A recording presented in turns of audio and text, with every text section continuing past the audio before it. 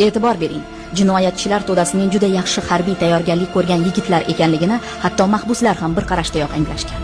Ularning o'ta aniqlik va tezkorlik bilan amalga oshirgan birinchi harakatlari esa Andijon voqealari oldindan puxta o'ylangan reja asosida sodir etilganligini va bu harakatlarni mutlaqo tinch namoyishlar sirasiga qo'shib bo'lmasligini ko'rsatib turibdi.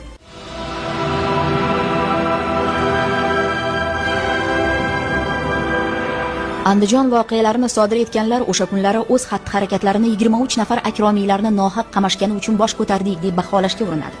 Vaholanki akromiylik deb atalmish diniy ekstremistik oqim a'zolari bo'lgan o'sha 23 nafar shaxs ustidan olib borilayotgan sud hali o'z ishini yakunlamagan. Ularga nisbatan qanday chora qo'llanilishini hali hech kim bilmas edi.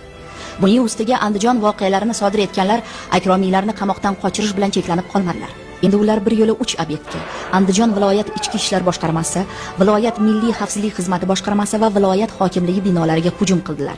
Maqsad konstitutsion tuzumni ag'darib o'z hokimiyatini o'rnatish edi. Ular viloyat hokimligi binosini ishg'ol qildilar, lekin har qancha urinishmasin, ichki ishlar hamda milliy xavfsizlik xizmati boshqarmalari binolarini egallay olmadilar.